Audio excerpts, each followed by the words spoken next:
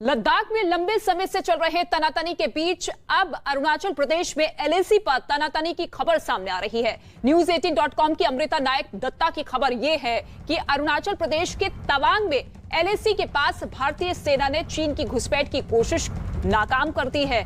खबर यह भी है कि पिछले हफ्ते पेट्रोलिंग के दौरान करीब 200 चीनी सैनिक एलएसी को पार करने की कोशिश करते हुए दिखाई दिए, जिन्हें भारतीय सेना ने हिरासत में ले लिया।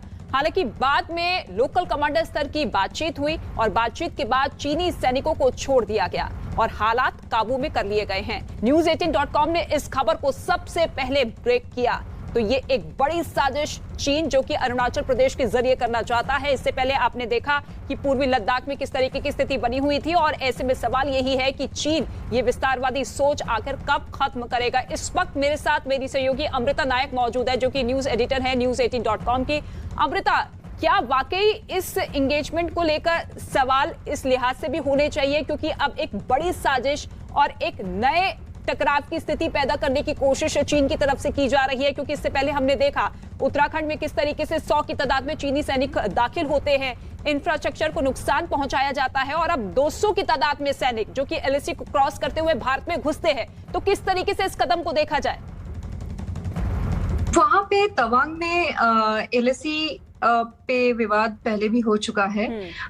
हमारी पेट्रोल भी, क्योंकि एलएसी वहां पे डिफाइंड नहीं है, तो हमारे जो पेट्रोल्स है, इंडियन आर्मी के पेट्रोल्स भी वहां जाते हैं।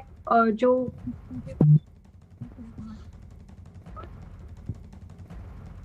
जी चलिए, ठीक है अमृता, लौटेंगे आपके पास। आपकी आवाज हम तक नहीं पहुंच पा रही है, कुछ टेक्निकल प्रॉब्लम है। लेकिन आप देखिए, पूर्वी लद्दाख में अभी भारत और चीन के बीच कई जगहों पर टकराव की स्थिति बनी हुई है, या यूं कहे कि आम सहमति नहीं बन पाई है। लेकिन अब एक नई साजिश बुनता हुआ चीन नजर आ रहा है। टकराव की एक नई स्थिति पैदा करने की कोशिश की जा रही है। पिछले हफ्ते दोनों देशों के सैनिकों का आमना सामना हुआ था, जिसमें 200 की तादाद में चीनी सैनिक बताए जा रहे थे, जिन्होंने एलएसी को क्रॉस करते हुए भारत में दाखिल हुए थे। अमृता का एक बार फिर से रुख कर लेते हैं।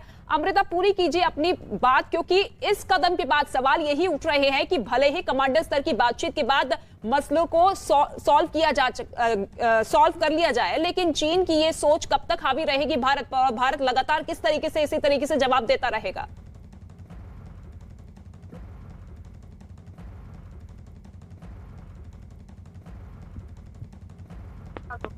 जी अमृता, सुन पा रही हैं आप?